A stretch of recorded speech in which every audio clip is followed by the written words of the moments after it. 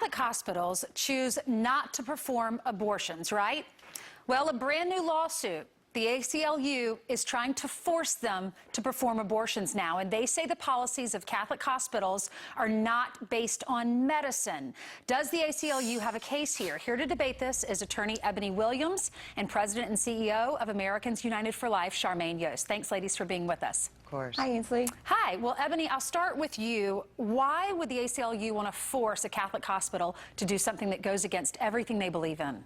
Well, certainly, Ainsley, the Catholic Church has every right to preserve their convictions around abortion and terminating pregnancies. But in this case, legally, if you're going to limit the scope of what types of services you provide on that type of basis, every pregnant woman that goes into that hospital has a right to a certain standard of care. And if it's going to ensure her well-being, that's very important. If you're going to limit that for any reason, including faith or conviction, you have to inform them of that so that they can have informed consent around their decision to go there.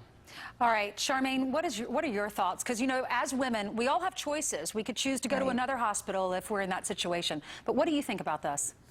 You know, Ainsley, this is just the ACLU up to their old tricks of treating, using a lawsuit to impose their own political beliefs on people.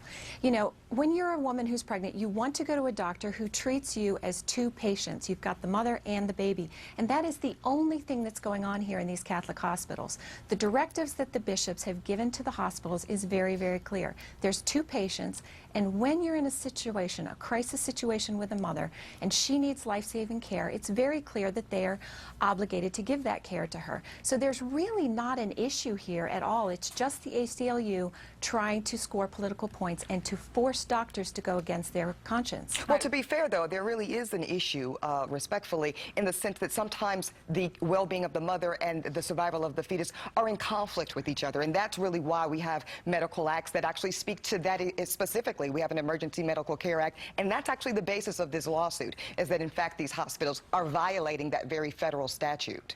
We did hear from the ACLU. No, that's not.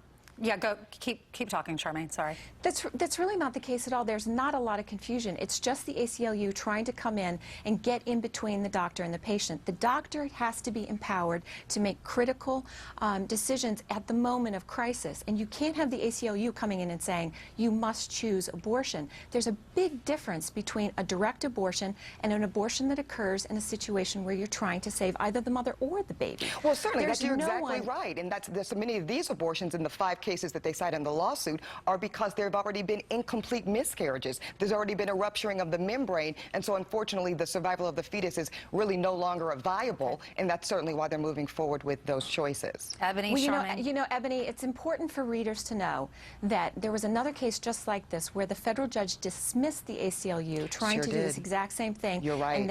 And the judge said, we'll continue to watch because of standing. That's exactly right. The judge said go file a malpractice suit. Thank you so much for being with us this morning. We'll continue to follow the story, and we'll have you back. Thank you. Thank you.